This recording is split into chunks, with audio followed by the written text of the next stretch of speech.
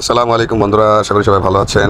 তো আমাদের অনেক ভাইদেরই একটা কমপ্লেন রয়ে গেছে, যারা আসলে নতুন নতুন পাখি পালেন, যে আমাদের পাখি তো সফট ফুড খেতে চায় না। আসলে সফট ফুডের ভিতরে অনেক ধরনের ভেরিয়েশন আনলে তো সফট ফুড পাখি অবশ্যই খাবে।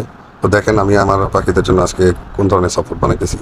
তো এরকম যদি আপনারা বিভিন্ন আইটেম দিয়ে, বিভিন্ন ইনগ্রেডিয়েন্টস দিয়ে পাখিদেরকে সফট ফুড বানিয়ে ভালো মতো দেন, তাহলে সব পাখি আসলে খুব মজা করে সফট ফুড খাবে।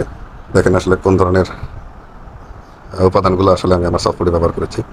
এখানে সব আপনাদের সামনে আজকে সুন্দর করে তুলে ধরবো, যাতে করে আপনারাও ভবিষ্যতে এই ধরনের ইনগ্রেডিয়েন্টস দিয়ে, এই ধরনের উপাদান দিয়ে পাখিদেরকে সাপোর্ট বানিয়ে দিতে পারেন।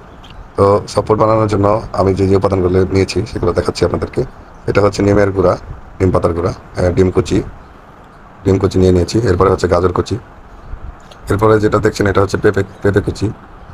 এরপরে হচ্ছে মিষ্টি কুমড়া কুচি করে নিয়েছি। এরপরে যেগুলো দেখছেন এগুলো হচ্ছে বিভিন্ন ধরনের ডাল এবং পোলার চাল মিক্সার, রাতে ভিজিয়ে রেখে পরে সিদ্ধ করেছি। আর এগুলো হচ্ছে এগ ফুড, যেটা রেডিমেড কিনতে পাওয়া যায়, সেই এগ ফুড। এটা হচ্ছে বিস্কুটের গুঁড়া। আর হচ্ছে শুটকি মাছের গুঁড়া। চিংড়ি মাছ শুকিয়ে তারপরে শুটকি করে এটা ব্লেন্ডার করে গুঁড়ো করেছি।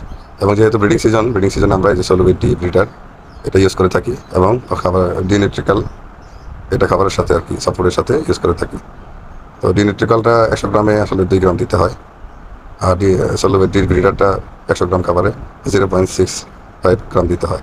তো এগুলো আমি সাজিয়ে নিলাম। দেখেন আমার পাখি কত মজা করে খাচ্ছে, দেখতে পাচ্ছেন সবাই। একটা পাখিও নাই যে পাখিটা আসলে খাবারের উপরে নেই। খুব মজা করে এরা খাচ্ছে, কারণ এদের সাপোর্টটা বানানোই হয়েছে এরকম মজা করে। তো আমরা যদি এরকম মজা করে আসলে পাখিদেরকে সাপোর্ট বানিয়ে দিই, সাপোর্ট অবশ্যই পাখি খাবে। তো আশা করি আপনারা বুঝতে পেরেছেন। পরবর্তী ভিডিও দেখার আমন্ত্রণ জানিয়ে শেষ করছি। আসসালামু আলাইকুম ওয়া রাহমাতুল্লাহ।